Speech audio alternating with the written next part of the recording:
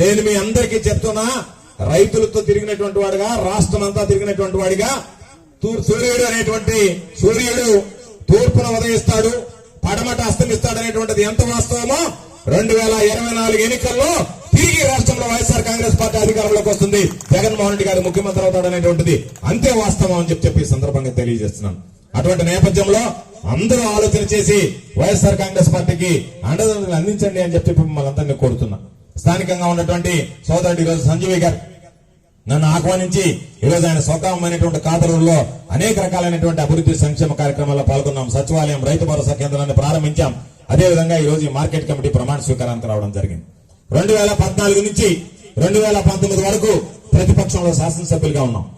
ఎక్కడా కూడా ఈరోజు 2014 నుంచి 2019 వరకు ఉంటే చాలా మంది శాసనసభ్యులు అమ్ముడిపోయారు. 23 మంది శాసనసభ్యులు అమ్ముడిపోయినా సరే ఈ ప్రాంతానికి ప్రాతినిధ్యం వహిస్తున్నటువంటి దళిత శాసనసభ్యుడిగా ఉన్నటువంటి సంజయ్ మాత్రం అమలుపాలేదనేటువంటి విషయాన్ని మీరు అందరూ గుర్తుంచుకోండి. పార్టీకి నీతిగా, నిజాయితీగా, నిబద్ధతతో నిలబడినటువంటి వ్యక్తి. కాబట్టి ఈ రోజు ఎవరు విన్ననుకున్నా సరే సంజీవ్ ఈ రోజు పిలిచాడు, తప్పనిసరిగా ఈ కార్యక్రమాల్లో హాజరు కావాలి అని చెప్పి ఈ రోజు నేను రావడం జరిగింది. జగన్మోహన్ రెడ్డి గారి ఆశీస్సులు ఎప్పుడు సంజీవ్ ఉంటే రాబోయేటువంటి ఎన్నికల్లో తప్పనిసరిగా మీరందరూ మీ సంపూర్ణమైనటువంటి ఆశీస్సులు సంజీవ్ గారికి అందజేయండి అని చెప్పి నేను మమ్మల్ని అందరినీ కోరుతున్నాను. ఎందుకంటే ఈ రోజు ఏ వ్యక్తి అయితే కష్టపడి పనిచేస్తాడో అనేక రకాలైనటువంటి విషయాలు ఉంటాయి, కుటుంబాలు ఉంటాయి, కుటుంబంలో సొంత అన్నదమ్ములు కూడా చిన్న చిన్న వ్యత్యాసాలు ఉంటాయి, కుటుంబంలో కాస్త ఏదైనా ఉంటే సర్దుకుంటాం. కాబట్టి ఎప్పుడైనా రాజకీయాల్లో ఈ రోజు లెక్క తీస్తే ఎవరు ఎన్ని చెప్పినా ఈ నెల్లూరు జిల్లాలో, ఉమ్మడి నెల్లూరు జిల్లాలో 10లో గెలిచేటువంటి దాంట్లో సూళ్లూరుపేట నియోజకవర్గం ఒకటి ప్రధానంగా వినిపించింది అనేటువంటి విషయాన్ని గుర్తుంచుకోండి.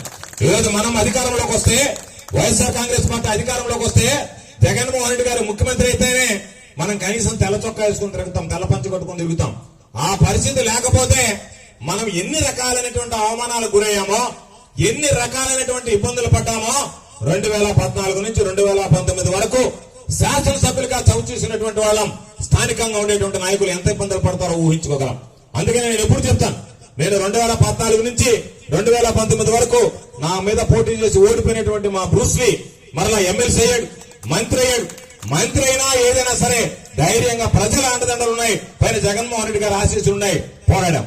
కాబట్టి ఏ నాయకుడికైనా సరే మిమ్మల్ని నుంచి ఆశించేది ఏదన్నా ఉంది అంటే 5 సంవత్సరాలు మీకు సేవ చేసిన తర్వాత ఆ ఒక్కరోజు మీరు నా పట్ల విశ్వాసం చూపించండి అని చెప్పి మీకున్నటువంటి శాసనసభ్యులు మీ ముందుకు వచ్చి మీ ఆశీస్సులు కోరుతారు. ఆ రోజు తప్పనిసరిగా నిండు మనసుతో మీరు ఆశీర్వదిస్తే మరలా 5 సంవత్సరాల కాలం పాటు మీకు మీ వాడిగా, మీ తోడుగా, మీ ఇంట్లో కుటుంబ సభ్యుడిగా ఉండేటువంటి అవకాశం కలుగుతుంది అని చెప్పి మీ అందరికీ సందర్భంగా తెలియజేస్తున్నాను. అదేవిధంగా ఈరోజు